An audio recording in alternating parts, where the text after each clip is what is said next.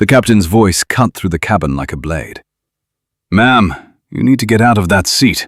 Now." Every sound inside the jet seemed to freeze at once. The low hum of the auxiliary power unit, the soft clink of glassware in the galley, even the wind pressing against the aluminum skin outside. Christmas Eve at Teterboro Airport, and something had gone terribly wrong. The woman in the seat did not move. She sat in 1A, the forwardmost chair of the cabin, leather the color of old bourbon, feet planted flat on the carpet, hands folded loosely in her lap. She wore a dark wool coat, practical shoes, no jewelry except a thin gold band dulled by time. Her hair was grey, cropped close, neat. 63, maybe 64. The kind of woman most people passed without seeing. Michael Harrington saw her, and in his mind, she did not belong. "I said get out of that seat," Harrington repeated, louder now, his shoulders squared, his posture practiced. "That seat is reserved." Across the aisle, Carol Whitman's fingers tightened around the stem of her champagne flute. She did not look directly at the woman. She looked at the seat, then at her husband. Robert Whitman exhaled slowly through his nose.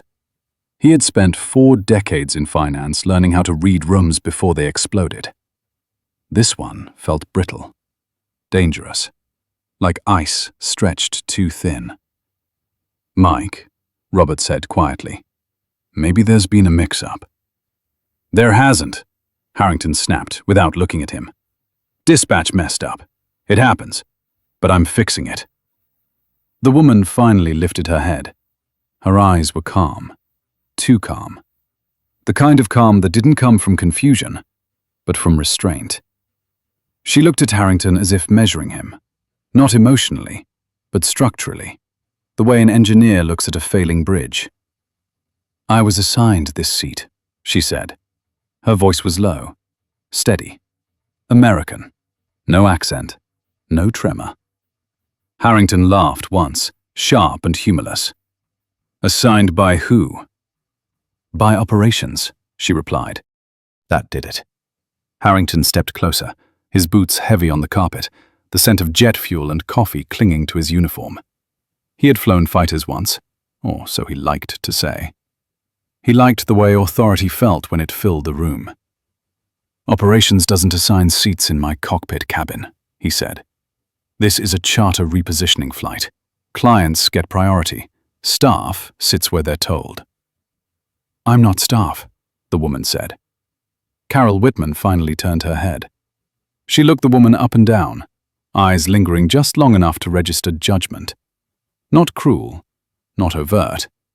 Worse, dismissive. "Michael," Carol said lightly, smiling as if she was smoothing a wrinkle in fabric. "It's Christmas Eve. Let's not make this awkward. We've had a long year." Her gaze flicked back to the woman. "I'm sure she understands." The woman's jaw tightened. Not in anger, in recognition. She understood perfectly. Robert shifted in his seat. He glanced toward the cockpit door, then toward the flight attendant frozen near the galley. Susan Miller, mid-40s, competent, watching everything, saying nothing. "Mike," Robert said again, a note of warning creeping into his voice. "Maybe we should double-check the manifest." Harrington turned on him, eyes flashing. "You want to tell me how to run my flight now, Rob?" Silence followed. Heavy. Loaded. The woman broke it. "Captain Harrington," she said, and the way she said his name made him pause. Not flattered, not impressed, just noticed. "I'm here with authorization. I don't need this seat for comfort. I need it because I was told to sit here." "Told by who?" Harrington demanded. She looked past him, toward the cockpit, toward the darkened glass reflecting the cabin back at itself. "By people who don't raise their voices when they're certain," she said. Carol let out a small laugh, breathy, incredulous. "Oh, come on." She leaned toward Robert, though she made sure the woman could hear. "This is exactly why I hate these empty leg flights. You never know who they let on. Harrington straightened, decision hardening behind his eyes. He turned to Susan. "Susan, escort her to the aft cabin. Jump seat if you have to." Susan didn't move. Her fingers tightened around the tablet in her hands. She glanced at the woman, then at Harrington. "Captain," she said carefully, her voice measured. "Operations did flag a note on this flight." Harrington whipped around. "What note?" Susan swallowed. "A compliance observation. Ownership level."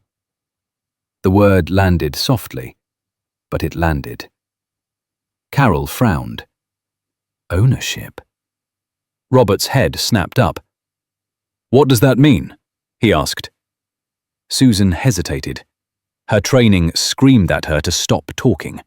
Her conscience pushed back. "It means," she said, "that someone from the holding group was authorized to ride along." Quietly. Harrington stared at her. His mouth opened, then closed. His jaw worked. "That's not her," he said finally, pointing at the woman. "That's not what ownership looks like." The woman stood, slowly, deliberately. The leather of the seat sighed as she rose. She was not tall, not imposing, but when she faced Harrington, something shifted. The cabin felt smaller, tighter. "Ownership looks like whoever gets blamed when this aircraft fails an audit," she said. "Ownership looks like knowing which corners get cut when pilots stop listening to dispatch.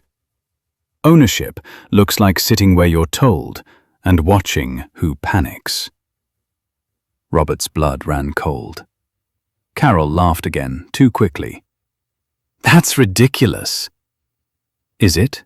the woman asked, turning her gaze to Carol now. Her eyes were sharp, focused, unkind only in their honesty. Carol's smile faltered.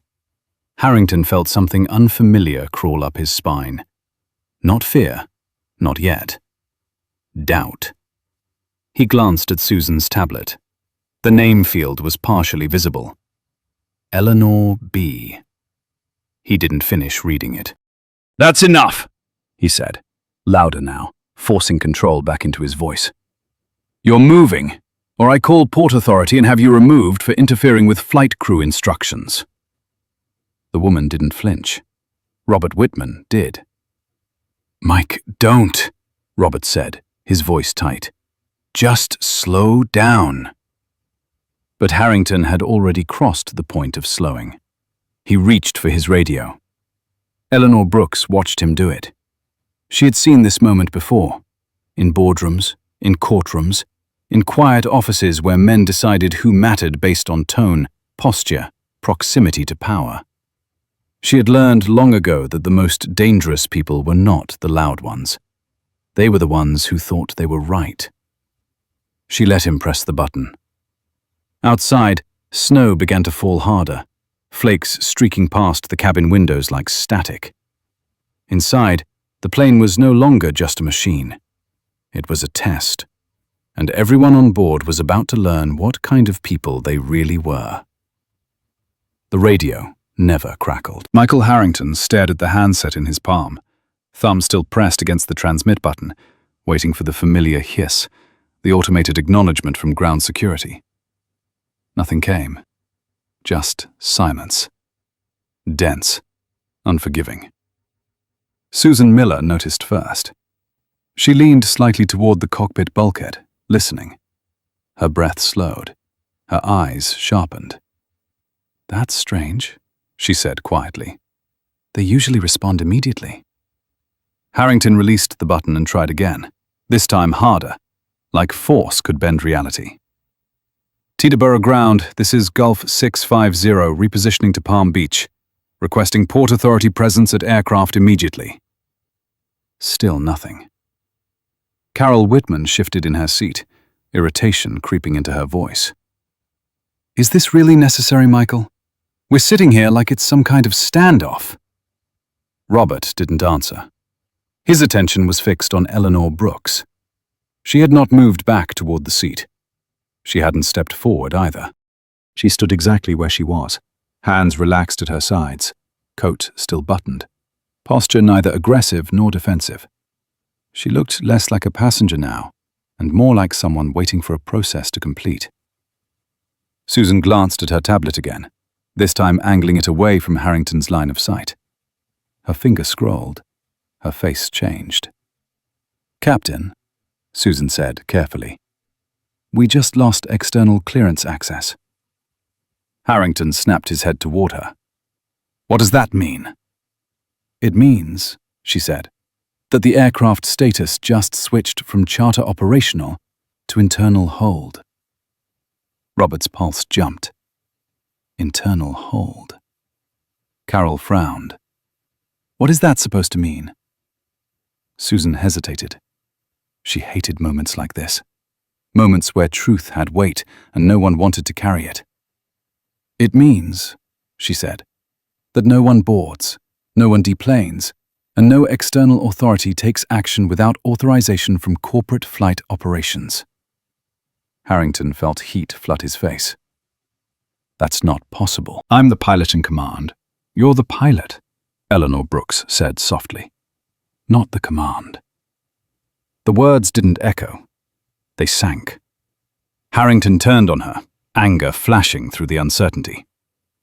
"You don't get to talk like that on my aircraft." Eleanor met his stare. Her eyes were steady, unblinking. "Your aircraft passed into trust ownership 12 years ago," she said. "You've been flying under management contract ever since. Pilot in command refers to safety and navigation. It does not override governance." Robert exhaled slowly. He knew that tone. He'd heard it before, in conference rooms right before a company folded. Carol's voice wavered. "Michael, what is she talking about?" Harrington opened his mouth. Nothing came out. Susan swallowed and finally stepped forward, her voice gentle but firm. "Mrs. Whitman, I think you should remain seated." "Remain seated for what?" Carol snapped. "For the rest of this conversation," Susan replied. The cabin felt smaller now. Not physically, psychologically, like walls closing in. Harrington tried to regain ground. "This is absurd. Even if you were someone important, which I highly doubt, you don't get to interfere with crew authority mid-operation." Eleanor nodded once. "Correct." She reached into her coat pocket. Harrington tensed. His hand moved instinctively toward his belt. Eleanor withdrew not a phone, but a folded document. She smoothed it once, then held it out. Not to Harrington, to Susan. Susan took it with both hands. Her eyes skimmed the page, then widened. "Captain," she said quietly, "this is a signed compliance authorization. Board level." Harrington's chest tightened. He took a step closer. "Let me see that." Susan didn't move. "I'm sorry, Captain," she said, and she meant it. "I can't." Carol stood abruptly. "This is insane. Robert, say something." Robert rose slowly, palms open. "Eleanor," he said, voice careful, "if there's been a misunderstanding, I think we can resolve it calmly." Eleanor turned to him. "Mr. Whitman," she said, "I don't believe you caused this, but you benefited from it." Robert swallowed. "Fair enough." She nodded, acknowledging the honesty. Then she turned back to Harrington. "Michael Harrington," she said, "you ordered a passenger to move based on assumption. You escalated without verification. You attempted to invoke law enforcement without cause." He bristled. "She was disrupting." "She was me," Eleanor cut in. "And you didn't know that, which is precisely the problem." Carol scoffed. "So what? You're going to lecture us now?" Eleanor's gaze shifted to her. Carol Whitman, 62, Palm Beach resident, chair of 2 charity boards, known for immaculate presentation. Carol stiffened. You've spent your life believing discomfort is something other people should absorb for you, Eleanor said. Tonight, you mistook silence for weakness. Carol's face flushed. This is outrageous. Robert reached for her arm. Carol! She shook him off. Harrington's radio chirped suddenly. Not ground security, a different channel. Susan's tablet chimed at the same time. Susan looked down, then up. Her voice dropped. Corporate Ops is on the line. Harrington felt his stomach sink. Put them through. Susan hesitated, then pressed the button. Michael Harrington, a voice said. Calm, male, older. This is Thomas Riley, Director of Flight Operations. Harrington straightened. Tom, good. We've got a situation here. We're aware, Riley said. We've been aware since the moment you raised your voice. Silence fell. You're instructed to review the dispatch update sent at 16:30 hours, Riley continued. You acknowledged receipt. Harrington's mouth went dry. I didn't see. You acknowledged receipt, Riley repeated. That acknowledgement is time-stamped. Susan closed her eyes. Riley continued. Mrs. Brooks is on board under compliance observation. You are not to engage her. You are not to move her. You are not to escalate. Harrington's voice cracked. I thought she was. You thought, Riley said. And you were wrong. Carol looked from face to face. Who is Mrs. Brooks? Robert didn't answer. He was staring at Eleanor now, something like awe mixed with dread. Eleanor Brooks, Riley said, founder and controlling shareholder of Brooks Aviation Group. She owns this aircraft. She owns the management company that employs you. She requested anonymity tonight for audit purposes. Carol's knees buckled. She sank back into her seat. Harrington felt the floor tilt beneath him. That's not possible. It is, Riley said.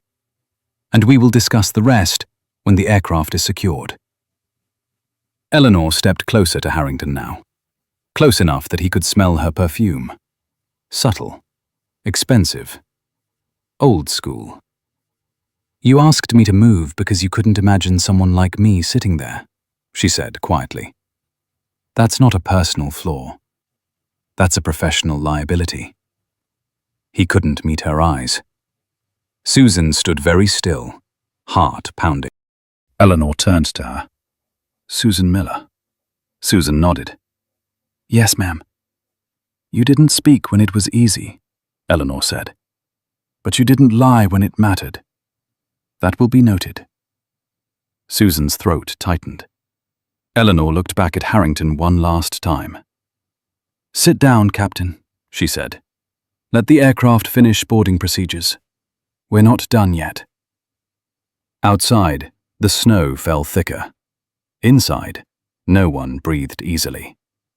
The flight had not taken off, but careers already were. The engines finally spooled, a low, steady growl rolling beneath the cabin floor like a restrained animal.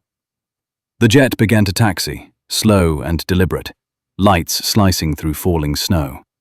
Outside, Christmas Eve pressed in, cold and grey. Inside, no one spoke. Michael Harrington sat rigid in the cockpit jump seat, hands clasped so tightly his knuckles blanched. He had not returned to the captain's chair.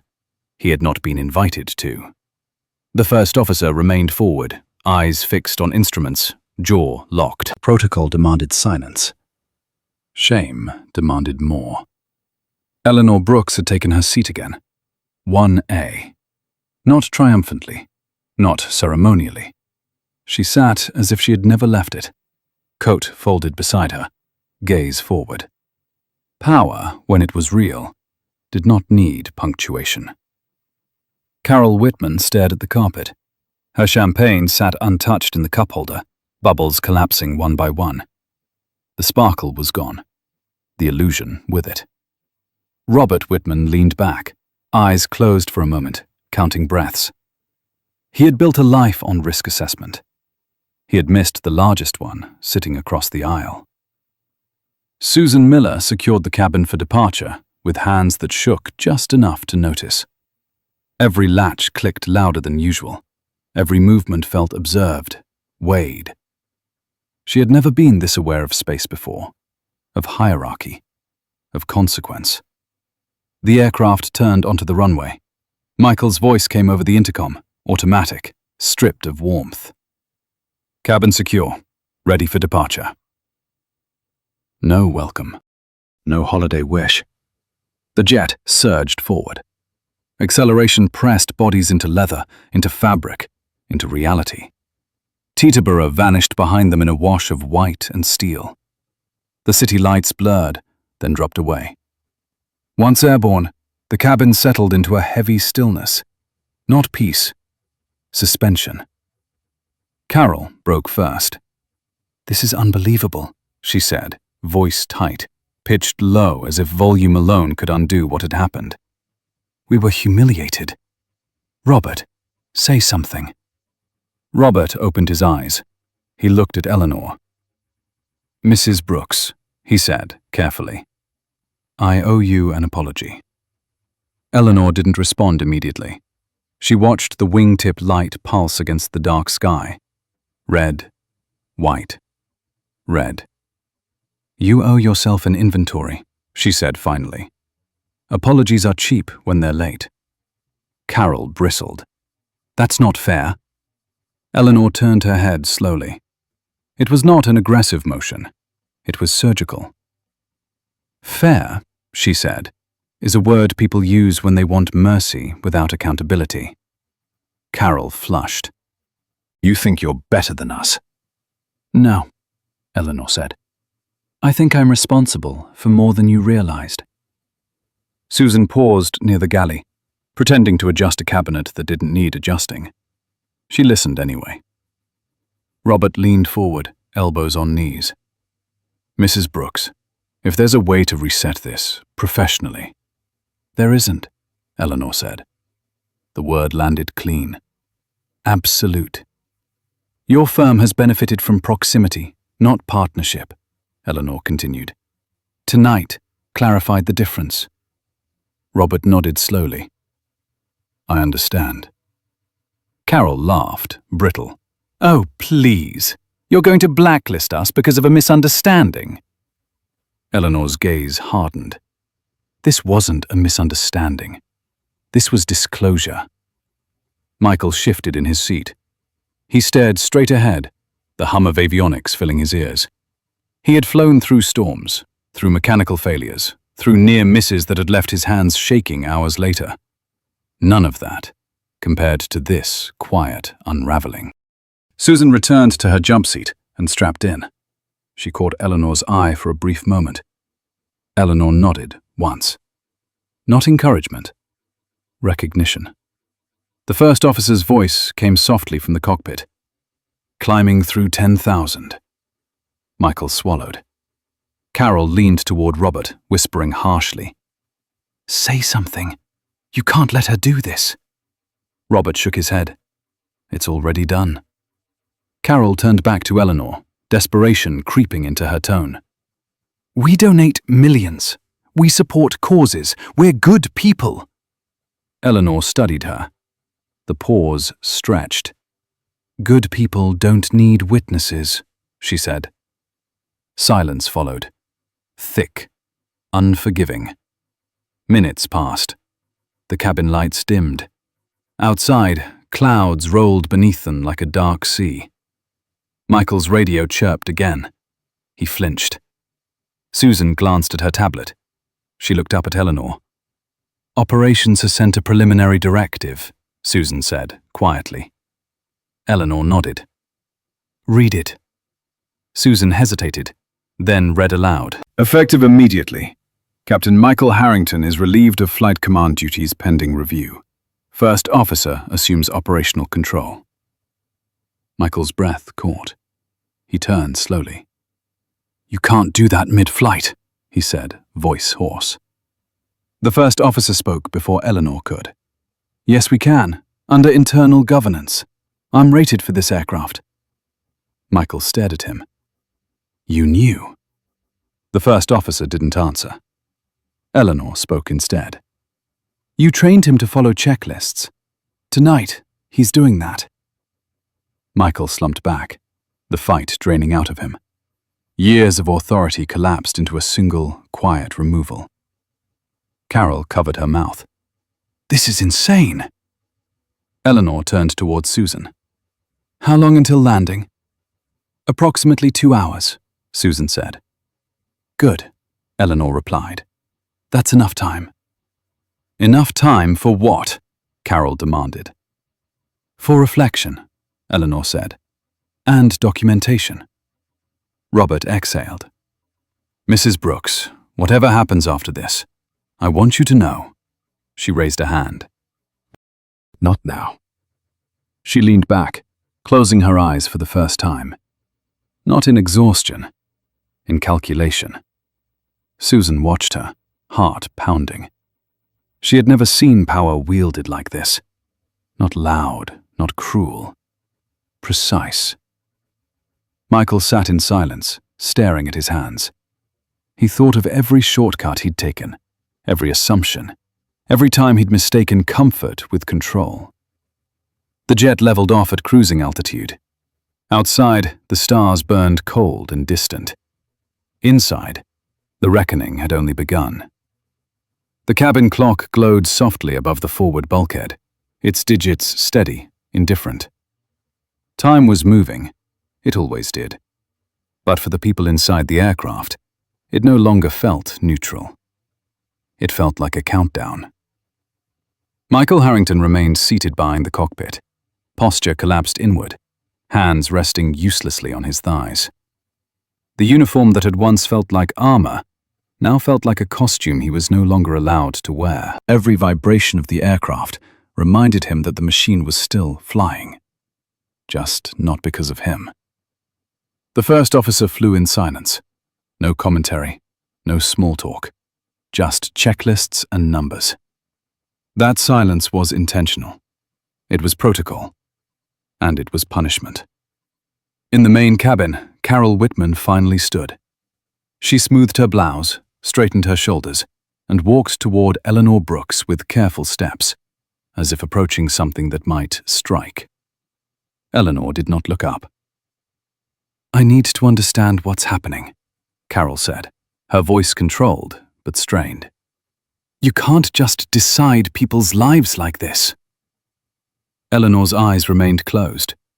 She spoke anyway. I didn't decide anything tonight, Carol. I observed it. Carol scoffed. That's convenient. Eleanor opened her eyes and turned her head slowly. The movement was deliberate, focused. You watched a pilot misuse authority. You watched a woman be dismissed because she did not fit an expectation. You watched your husband hesitate instead of intervene. I didn't create those moments.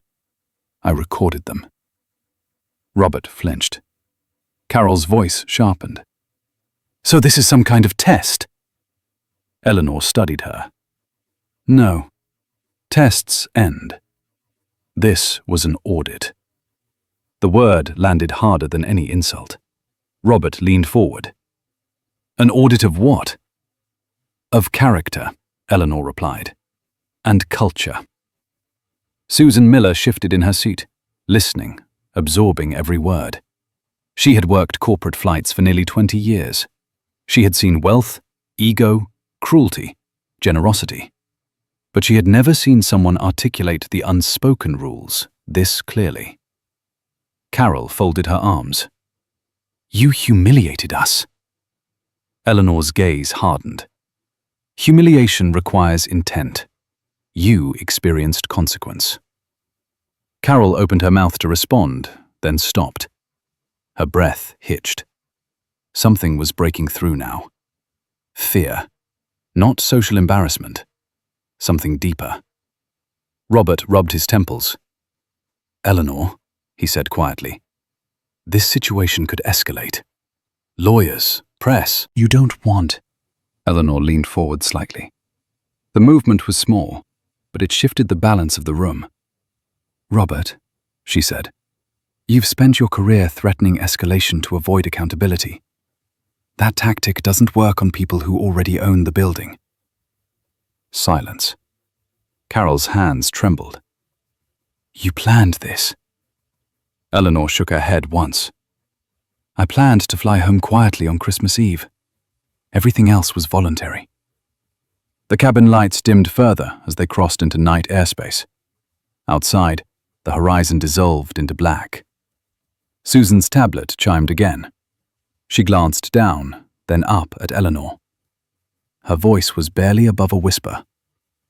Legal has issued a secondary directive. Eleanor nodded. Go on. Susan read. Effective upon landing, a full compliance review will be initiated across charter operations. All flight crew actions during this leg are to be preserved and logged. No discretionary deletions. Michael closed his eyes. Carol's voice cracked. You're dismantling careers. Eleanor's voice was steady. I'm correcting a system that protected them. Carol shook her head. You think you're saving the world? No, Eleanor said. I'm preserving it. Robert stood slowly. His face had aged 10 years in the past hour. Eleanor, he said, I misjudged you. And I failed to stop this before it went too far. Eleanor met his eyes. That matters. More than you realize. Carol turned on him. You're siding with her now. Robert didn't look away. I'm siding with reality. Carol laughed, sharp and desperate. You're afraid. Yes, Robert said. I am. And for the first time tonight, that's appropriate. Carol sank back into her seat, the fight draining out of her. She stared out the window, eyes glossy. Michael finally spoke. Mrs. Brooks. Eleanor turned toward him. He swallowed hard. I've flown this aircraft for 6 years. I've kept people safe. He stopped. The words sounded hollow even to him. Eleanor waited. I didn't see you, he said finally. Not really.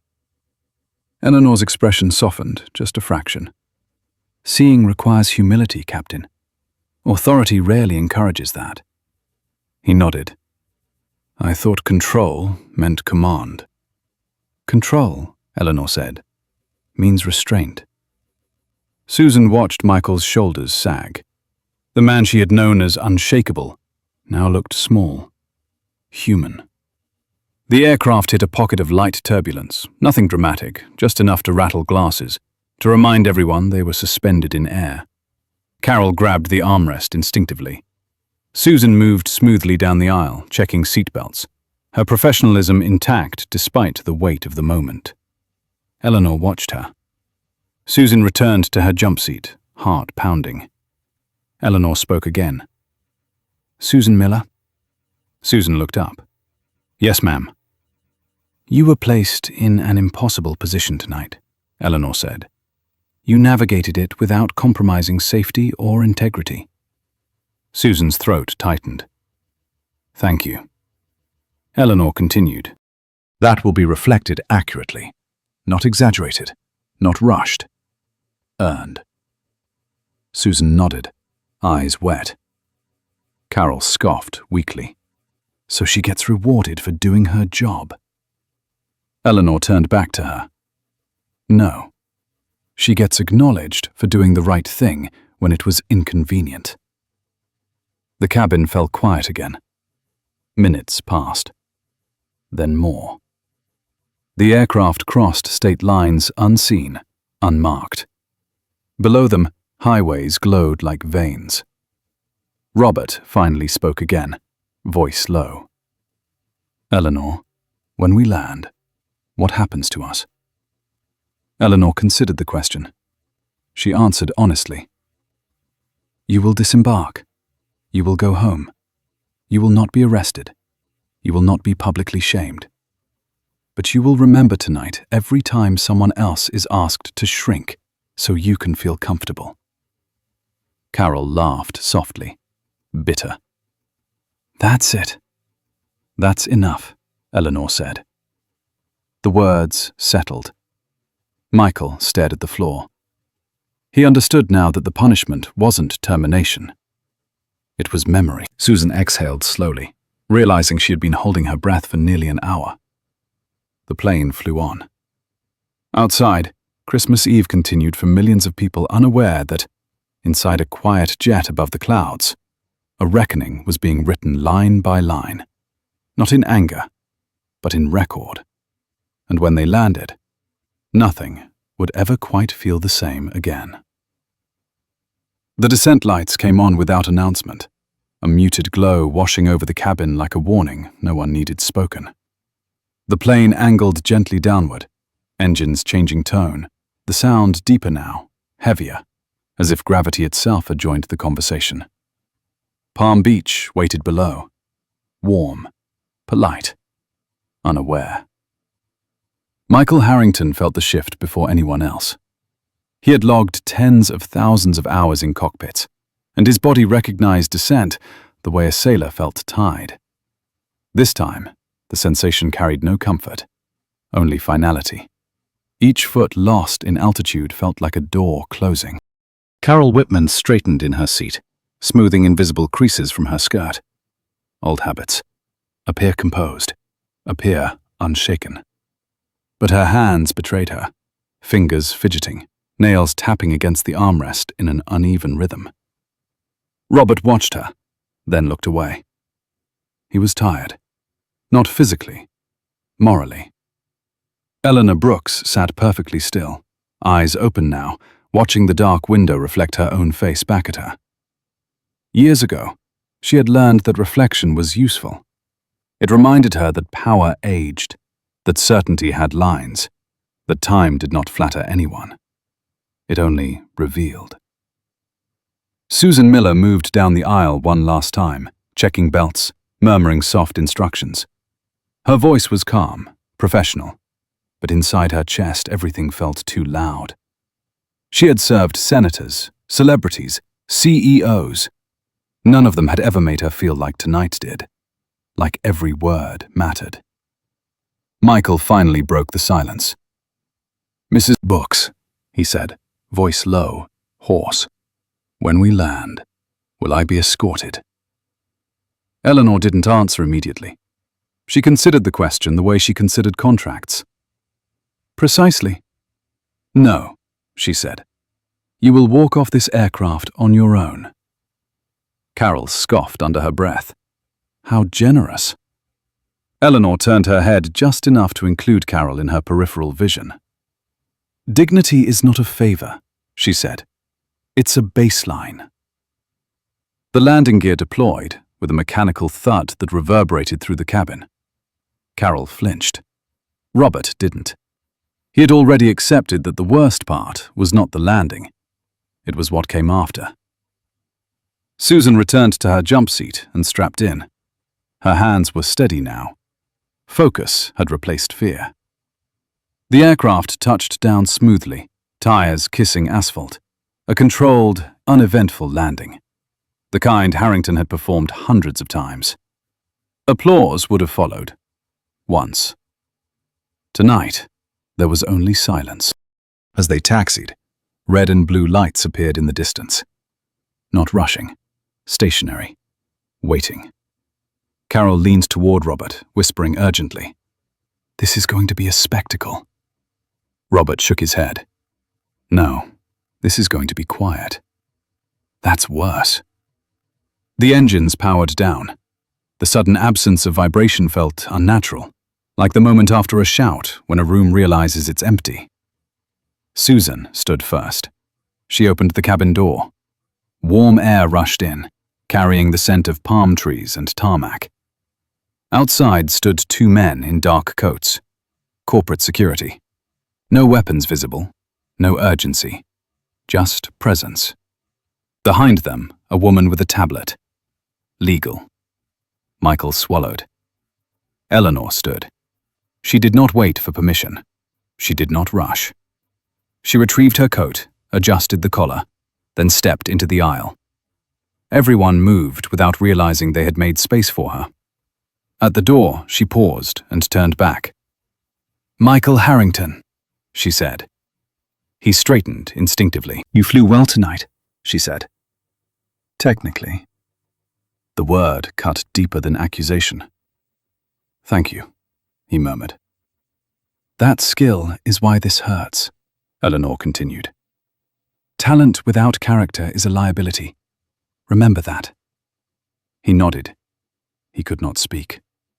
She turned and stepped out into the Florida night.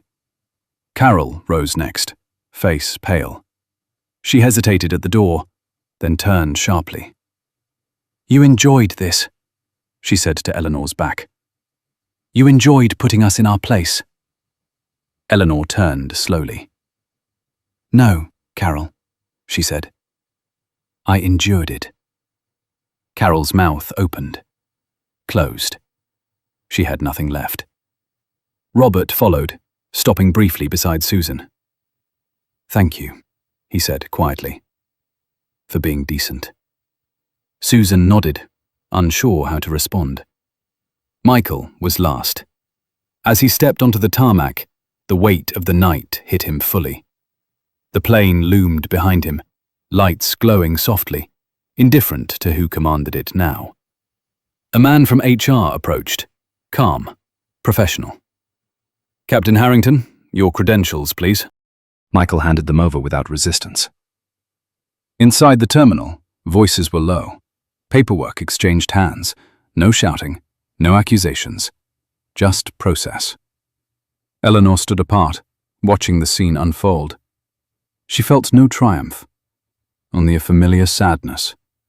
She had built her company to be better than this. Nights like this reminded her how much vigilance cost. Susan descended the stairs last, suitcase in hand. She hesitated when she saw Eleanor still standing there. "Mrs. Brooks," she said softly. Eleanor turned. Susan took a breath. "I don't know what happens next for me, but thank you for seeing me." Eleanor studied her face. Tired, honest, capable. "You will receive a call next week," Eleanor said. "Not an offer, a conversation. That's how things should begin." Susan nodded, tears threatening but contained. "Yes, man." Eleanor watched her go, then turned toward the waiting car. As the door closed and the vehicle pulled away, Eleanor allowed herself one long exhale. Christmas lights blurred past the window. Somewhere, families were laughing, arguing, forgiving. Life continuing in its messy, imperfect way. Behind her, a plane sat quiet on the tarmac, its story already being written into reports and memories. Ahead of her, the road stretched open. And for everyone involved, tonight would never be just another Christmas Eve again. The sun rose slowly over Palm Beach, pale and indifferent, casting long shadows across the quiet street where Eleanor Brooks sat alone in the back of the car. The night had not followed her home, but it had not released her either. Consequences rarely did. The house was dark when she entered. Tasteful, restrained. No holiday music, no decorations. Eleanor had never cared for performance traditions. She set her coat down, removed her shoes, and stood still for a moment, listening to the silence she had earned. Her phone vibrated. She didn't check it immediately. Instead, she poured herself a glass of water, drank half, then the rest. Only then did she look at the screen. 4 missed calls. 2 from legal, 1 from operations, 1 from an unfamiliar number she already knew belonged to Michael Harrington. She ignored them all and walked into her study. The room was lined with shelves, not trophies, manuals, regulatory binders, old flight logs, framed photographs of aircraft she had purchased, sold, grounded, saved. In one corner, a faded photo of a much younger Eleanor standing on a windy runway beside her first leased turboprop, hair pulled back tight, eyes determined. She sat at the desk and opened her laptop. The preliminary incident report was already waiting. Time-stamped, transcribed, objective. She read every word. The phrasing was careful, professional. It did not dramatize. It did not soften. It simply laid out what happened, minute by minute, decision by decision. Eleanor appreciated that. Truth rarely needed decoration. She scrolled to the crew conduct section. Michael Harrington. Deviation from dispatch instruction. Failure to verify passenger authorization. Improper escalation. Tone inconsistent with company standards. She closed the file. Her phone vibrated again. This time she answered. "Mrs. Brooks," Thomas Riley said, voice steady. "I didn't want to wake you earlier." "You didn't," Eleanor replied. "I wasn't asleep." There was a pause. Riley knew that tone, too. "Legal is recommending suspension pending termination review," he said. "No criminal exposure. No press statement unless forced." "And Susan Miller?" Eleanor asked. Riley exhaled softly. "Clean record. Commended for restraint and compliance. HR flagged her for potential advancement in cabin leadership training." "Good," Eleanor said. "There's one more thing," Riley added. "Harrington has requested a personal meeting." Eleanor leaned back in her chair. The leather creaked softly. "He wants to explain himself," Riley continued. "He says he needs to speak to you directly." Eleanor closed her eyes. People always wanted that moment. The one where words could still change the outcome. "Schedule it," she said. "Tomorrow afternoon. 30 minutes. Riley hesitated. "Are you sure?" "No," Eleanor said. "But accountability doesn't require certainty. It requires presence." The line went dead. Eleanor sat there for a long time afterward, staring at the reflection in the dark screen. She thought of the first time someone had ordered her to move. She had been 27, young, newly promoted, in a hangar in Ohio. A man with less education and more confidence had told her to step aside because she looked like admin. She had stepped aside then. She had learned later what it cost her. She stood and walked to the window. Outside, the neighborhood was waking up. Sprinklers hissed. A jogger passed. Somewhere, someone laughed. Her phone vibrated again. This time it was Susan. Susan hesitated when Eleanor answered. "Mrs. Brooks, I'm sorry to bother you." "You're not," Eleanor said. "Go on." "I just wanted to say, I spoke with my supervisor this morning. She told me what was being reviewed. She also told me I did the right thing." Eleanor smiled faintly. "You did." Susan's voice shook. "I was afraid last night. I thought I might lose my job." Eleanor's gaze softened.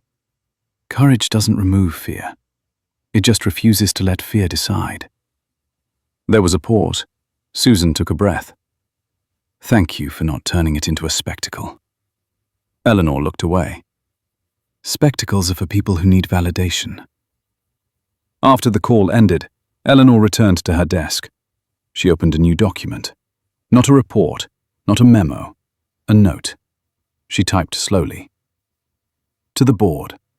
Tonight reminded me why we built this company the way we did. Aircraft fail. Systems fail. People fail. What matters is how quickly we correct, and whether we protect the dignity of those caught in the process. This was not an isolated incident. It was a mirror. We will act accordingly." She saved it. Across town, Michael Harrington sat alone in a small apartment he had once believed was temporary. The uniform hung in his closet, still pressed, still sharp. He stared at it like it belonged to someone else. His phone buzzed. A message from HR. "Meeting confirmed. Tomorrow. Afternoon." He sat down heavily on the couch, hands covering his face. For the first time in years, no one needed him to fly. No one needed him at all. He thought of Eleanor Brooks, her voice, her eyes. Not angry. Disappointed. That hurt more than rage ever could. Back at her house, Eleanor closed her laptop and stood. She moved through the rooms, turning off lights, straightening nothing. Everything was already in order. In the kitchen, she paused at the counter. Christmas Eve had passed. So had the illusion that systems ran themselves. She picked up her phone one last time and typed a short message. To Susan Miller. Rest today. You earned it. Then she set the phone down. Outside, the morning continued. Inside, Eleanor Brooks prepared for the meeting that would decide more than one man's career. It would decide whether the line between authority and arrogance remained clear, and whether the company she built would keep its soul. Michael Harrington arrived early. The building was quiet, glass and steel reflecting the Florida morning without warmth. He stood in the lobby longer than necessary, jacket folded over his arm, uniform left at home. That choice had cost him sleep. Wearing it would have felt like defiance. Leaving it behind felt like surrender. The elevator ride was silent. Each floor number slid past like a reminder of distance traveled and distance lost. Eleanor Brooks was already inside the conference room when he entered. She sat at the far end of the table, hands folded, posture relaxed but precise. No assistant, no entourage. A legal pad lay open in front of her, blank. The window behind her framed the sky, bright and indifferent. You're early, she said. So are you, Harrington replied. His voice was steadier than he felt. Sit, she said. He did. For a moment, neither spoke. Eleanor watched him the way she watched aircraft on final approach, alert to every small correction, every sign of instability. You asked to speak, Eleanor said. This is your time. Harrington swallowed. I want to say I'm sorry. She nodded once. Continue. I didn't read the dispatch update carefully. I assumed. I relied on pattern instead of process. That's on me. That's a list, Eleanor said, not an explanation. He winced. You're right. He leaned forward, hands clasped. I've flown under management contracts my entire career. The rules blur. You start thinking you know where you stand. I thought authority came from experience. And now, Eleanor asked, what do you think it comes from? He hesitated. Responsibility? Eleanor's eyes sharpened slightly. Go on. Responsibility to people you don't respect yet, Harrington said. To situations you don't fully understand. To pausing when instinct tells you to push. Silence followed. That answer mattered. Eleanor closed her legal pad without writing anything. Michael Harrington, she said, do you know why I didn't reveal myself immediately? He shook his head. Because the moment someone knows who I am, they behave differently, she said. Louder apologies, faster compliance, false humility. I didn't want that. I wanted to see what happened without my name attached. He nodded slowly. And you did? Yes, Eleanor said. And what I saw wasn't cruelty. It was confidence without curiosity. That's more dangerous. Harrington stared at the table. I never thought of myself that way. Most people don't, Eleanor said. That's why systems exist. To catch us before we fall too far. She leaned back slightly. HR will proceed with termination review. That process will run its course, regardless of this conversation. His chest tightened. I expected that. However, Eleanor continued, there are options beyond this company. He looked up, surprised. Your license remains valid. Your record, until now, was solid. You will find work again if you choose to learn from this instead of resenting it. He nodded, eyes burning. I will. Eleanor studied him. Tell me something honestly. If I had been a wealthy white man in a tailored suit, would you have questioned that seat? The question landed without accusation. It didn't need one. No, he said quietly. Why? He took a breath. Because I associate authority with familiarity, and familiarity with power. Eleanor's gaze softened, not with forgiveness, but with understanding. That association is learned, which means it can be unlearned. She stood. The meeting is over, she said. Harrington rose instinctively. Thank you for seeing me. Eleanor paused at the door. This conversation doesn't absolve you, Captain, but it informs me. She opened the door and left. Harrington remained standing long after she was gone. Across the city, Susan Miller sat at her kitchen table, hands wrapped around a mug of coffee she had reheated twice without drinking. Her phone buzzed. Unknown number. She hesitated, then answered. Susan Miller, this is Janet Coleman from Human Resources at Brooks Aviation Group. Susan's stomach dropped. Yes, ma'am. I'm calling to schedule a conversation. Not disciplinary, developmental. Susan closed her eyes. Okay. You were noted for restraint, adherence to procedure, and ethical judgment under pressure, Janet continued. We'd like to explore where you want your career to go. Susan swallowed. Thank you. There's no offer today, Janet said. Just a conversation. But it matters. After the call ended, Susan sat very still. Then she laughed once, breathless, half disbelieving. For the first time in years, the future felt open rather than precarious. Back at headquarters, Eleanor Brooks walked down a corridor lined with framed mission statements she had written decades earlier. They looked different now. Older. Tested. Her assistant caught up to her. The board meeting has been moved up to this afternoon. Eleanor nodded. Good. They want your recommendation regarding Charter Operations Culture Review.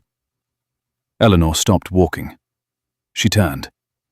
I don't want them to ask what went wrong, she said. I want them to ask what we tolerated. Her assistant nodded, already typing. That afternoon, the board convened. Voices were calm, concerned, engaged. Eleanor spoke less than expected. She didn't need to dominate. She guided.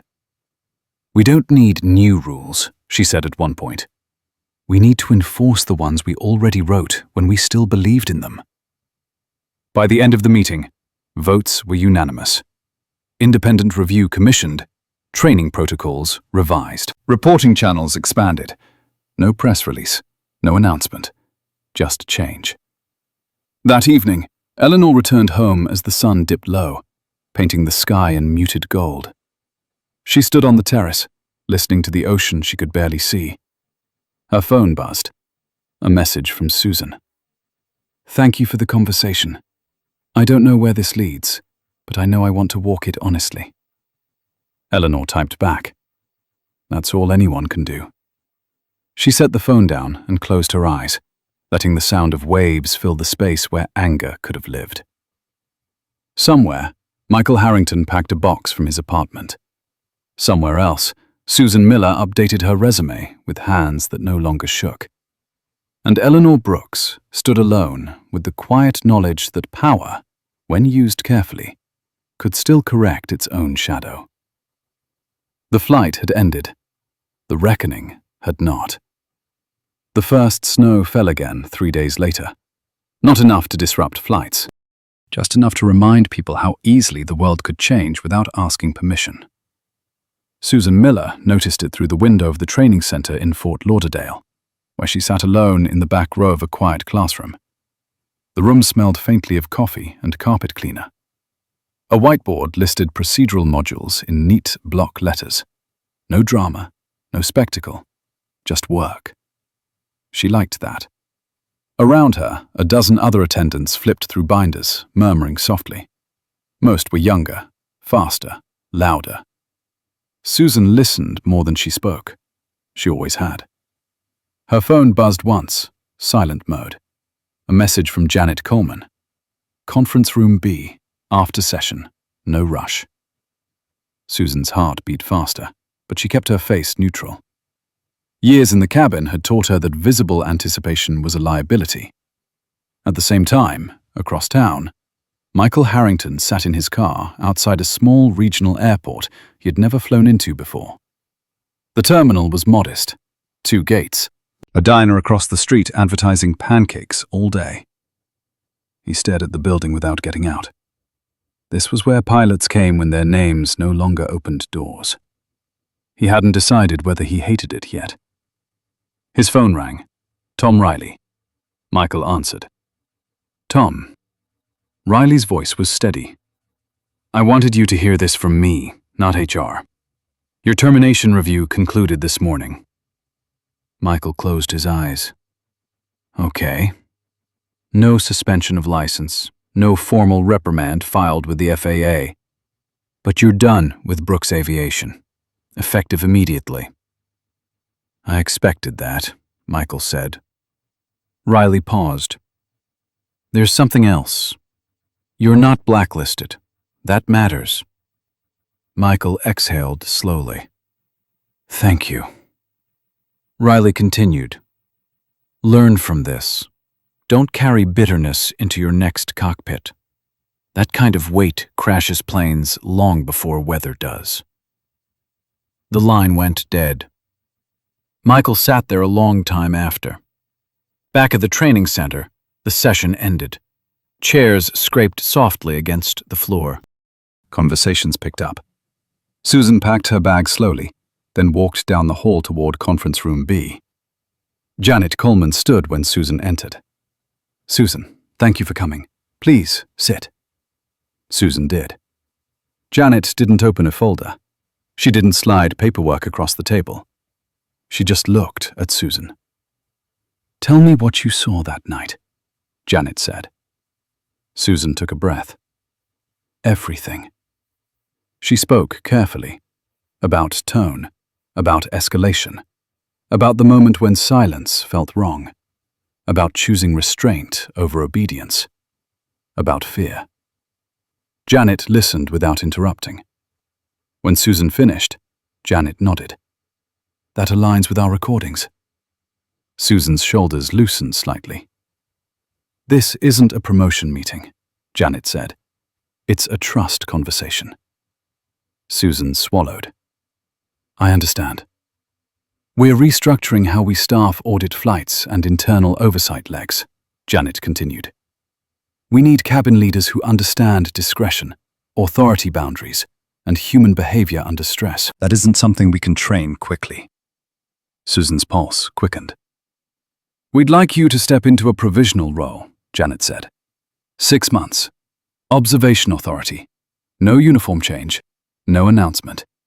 You'll fly. You'll watch. You'll report. Susan blinked. Me? Janet smiled faintly. You didn't raise your voice when others did. That's not common. Susan nodded slowly. I'll do it. Good, Janet said. Then welcome to the part of the job most people never see. That same afternoon, Eleanor Brooks sat in a quiet office overlooking the water, reading through a briefing packet. Her assistant stood nearby, waiting. Susan Miller accepted, the assistant said. Eleanor nodded once. As expected. And Harrington, the assistant added. Eleanor looked up. What about him? Termination finalized. No appeal. He declined to make a public statement. Eleanor returned her gaze to the window. That was wise. The assistant hesitated. Some board members asked whether you regret not intervening sooner that night. Eleanor was silent for a moment. Then she spoke. If I intervene too early, I stop behavior. If I wait, I reveal culture. Both have costs. Only one creates change. The assistant nodded. Outside, boats moved slowly through the water. Controlled. Measured. Eleanor closed the packet. People think power is loud, she said. It isn't. It's patient. As evening settled, Susan walked out of the training center into cool air. Snow dusted the edges of the parking lot. She paused, breathing it in. For the first time in years, she felt not chosen, but trusted.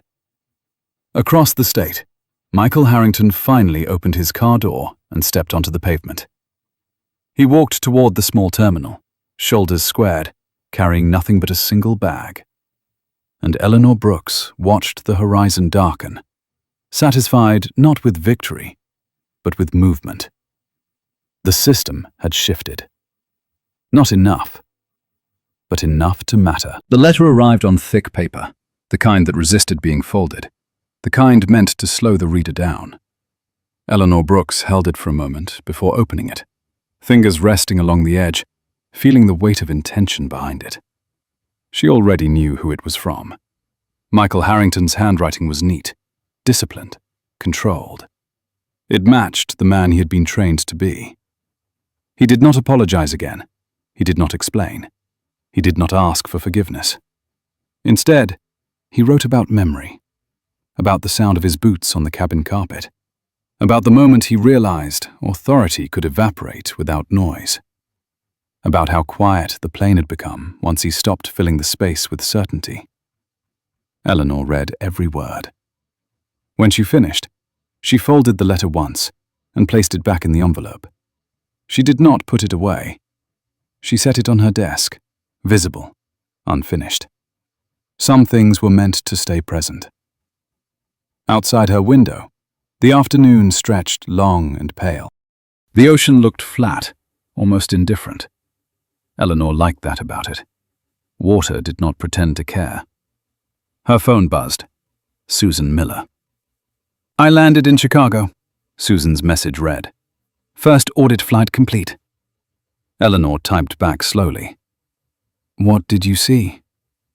A pause, then another message. People behave better when they think someone important might be watching. They behave honestly when they forget. Eleanor smiled faintly. Good, she replied. Write everything down, especially what feels uncomfortable. Minutes later, Eleanor stood and walked into the hallway. The building hummed softly. Meetings were happening behind closed doors. Decisions were being made that would never be announced publicly. She passed a framed photograph of her younger self, standing beside an aircraft, arm resting casually against the fuselage, eyes bright with belief. She paused there longer than usual. Back then, she had thought systems changed because people wanted them to. Now, she knew better. They changed when they were forced to see themselves. Across the country, Michael Harrington sat in the diner across from the small regional airport, a cup of coffee cooling in front of him. He had ordered it out of habit. He hadn't touched it. The waitress came by again. You flying today? She asked casually. He shook his head. Not today. She nodded, already moving on. No judgment, no curiosity. Just another man not going anywhere in particular. Michael watched a turboprop taxi past the window. The engines whined. The aircraft lifted smoothly, disappearing into low cloud. For the first time, he did not envy it. He thought about Susan Miller, about the way she had stood her ground without raising her voice, about how easily he had dismissed her presence when it mattered most. That realization sat heavier than the loss of his job. He pulled a small notebook from his bag and opened it. On the first page, he wrote a single sentence. Authority does not excuse ignorance. He stared at it for a long time. In New York, the boardroom was quiet. Not tense, focused. Eleanor sat at the head of the table, hands folded, listening as a consultant summarized early findings from the Charter Operations Review. The language was neutral, corporate. But beneath it, patterns emerged. Assumptions, shortcuts, deference to familiarity. Eleanor waited until the room stilled. We don't need to replace experience, she said. We need to balance it with humility. One of the directors cleared his throat. That's not something you can mandate. No, Eleanor agreed. But you can measure it. And you can reward it. Heads nodded. The meeting moved on, action items assigned, timelines set. No one raised their voice. That evening, Eleanor drove herself home. She preferred it that way. The road was familiar. The radio stayed off. At a red light, she noticed her reflection in the rearview mirror. Lines deeper than she remembered. Eyes sharper. Less patient with performance, more patient with process. The light changed. She drove on. Susan returned home late that night, suitcase rolling softly behind her. Her apartment was quiet, familiar. She set her bag down and leaned against the door for a moment, letting the silence settle. Her phone buzzed again. A message from an unknown number. It was Michael Harrington. He kept it short. I heard you're doing the audit flights. I'm glad it's you. Susan stared at the screen. She typed back carefully. I didn't know what to say on the plane. I'm still not sure I do. Another pause. Then Michael replied, That's fair. I just wanted you to know I'm trying to learn. Susan exhaled slowly. Good, she typed. Me too. She set the phone down and looked around her apartment. It felt different now. Not bigger, just steadier. Days passed. Reports accumulated. Small corrections turned into structural ones. Names appeared on lists, some quietly removed, others elevated without ceremony. Eleanor read everything. Late one night, she returned to the letter on her desk. She took it out again and read it once more. Slower this time. She considered writing back. Instead, she picked up a pen and wrote a note on a blank card. Michael Harrington. Growth does not erase harm, but it can prevent repetition. That matters. She signed it simply, Eleanor. She sealed the envelope and placed it in the outgoing tray. Somewhere between states, Michael Harrington would read it. He would sit with it. He would decide what kind of pilot he wanted to be next, or whether flying was still part of his life at all. That decision would be his. Eleanor turned off the lamp and stood in the dark for a moment, listening to the quiet hum of the house. Christmas had passed. The year was turning. Outside, the world moved forward, unevenly, imperfectly. Inside, something had shifted. Not dramatically, not loudly, but enough. Enough to remind everyone involved that judgment, once revealed, could become direction, and direction, sustained long enough, could become change. The plane Eleanor Brooks boarded that morning was quiet in the way only well-run systems ever were. No raised voices, no unnecessary movement, just procedure flowing as intended. She took her seat without ceremony, placed her coat beside her, and watched the door close with a soft hydraulic sigh that felt like punctuation rather than drama. Outside, the runway shimmered under early light. Inside, the cabin held a different kind of warmth. Not comfort, confidence. Susan Miller moved through the aisle with the ease of someone who no longer second-guessed her instincts. She checked seatbelts, glanced at manifests, noted small behaviors most people missed. Averted eyes, rigid posture. The difference between compliance and understanding. This was her work now. Quiet, uncelebrated, necessary. In the cockpit, a new captain ran the checklist aloud. Voice steady, tone neutral. No shortcuts, no bravado. Just competence earned rather than assumed. As the aircraft lifted, Eleanor felt the familiar press into her back, the reminder that gravity could be negotiated, but never ignored. She closed her eyes briefly, then opened them, gaze steady on the window where the world fell away in slow layers.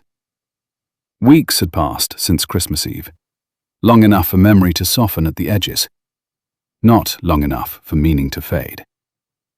At Brooks Aviation headquarters, the review had continued without interruption.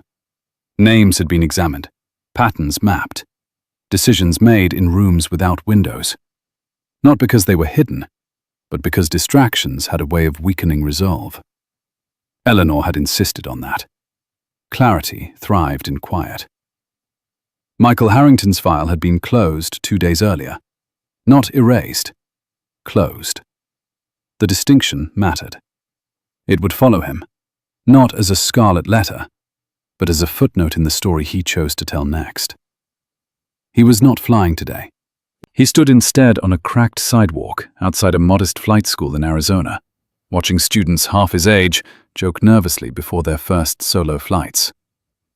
He felt no bitterness, only the strange humility of being replaceable and responsible for it. He had learned to sit with that. In Chicago, Susan completed her third audit flight. She filed her report that night, fingers steady, language precise. No adjectives, no speculation. Just facts, arranged in a way that made denial impossible. When she sent it, she didn't wait for acknowledgement. She didn't need one anymore. Eleanor read Susan's report on a tablet as the jet cruised above cloud cover. She didn't smile. Approval, when sincere, didn't require expression. She tapped a single note into the system. Adequate oversight demonstrated. Continue assignment. The aircraft began its descent an hour later. Below them, the city emerged slowly, streets threading together like intention finally made visible. When they landed, there were no cameras, no waiting crowd, just a car at the curb and a driver who opened the door without speaking. Eleanor nodded once and stepped inside. The meeting that followed was brief. The board listened. Eleanor spoke. Not at length, she never did. She outlined what had changed and what still resisted change. She named the difference. Comfort versus accountability. Familiarity versus fairness. Authority versus responsibility. When she finished, there was no applause, only agreement. The vote passed unanimously. Later that evening, Eleanor returned home alone. She moved through the house slowly, turning on lamps, setting down her keys, unbuttoning her coat. She paused at her desk, where one final envelope waited. Susan Miller's handwriting. Inside was a short note. Audit flights completed. Findings submitted. Thank you for trusting me with something that mattered. Eleanor placed the note beside the older letter from Michael Harrington. 2 different hands, 2 different paths, the same lesson written from opposite ends. She stood there for a long moment, then turned off the desk lamp. Outside, the night settled in with familiar indifference. Somewhere, planes crossed invisible lines in the sky, guided by systems most people never thought about until they failed. Eleanor poured herself a glass of water and sat at the kitchen table. She didn't think about victory. She thought about continuity, about how many quiet decisions it took to keep something honest. Her phone buzzed once. Susan Miller. Just landed, ready for the next assignment. Eleanor typed back without hesitation. You already are. She set the phone down and looked out the window. The streetlight flickered once, then steadied. She liked that. Things didn't need to be perfect. They needed to hold.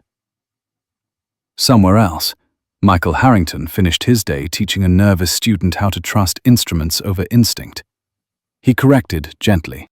He listened more than he spoke. When the student landed, shaky but intact, Michael nodded once. No praise, just respect.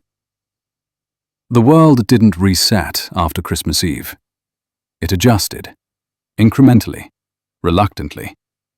But truth had a way of settling into cracks, whether invited or not. Eleanor Brooks turned off the last light and walked upstairs. Tomorrow would bring new reports, new tensions, new moments where people would choose who they were when no one important seemed to be watching. She had learned long ago that power wasn't about being seen.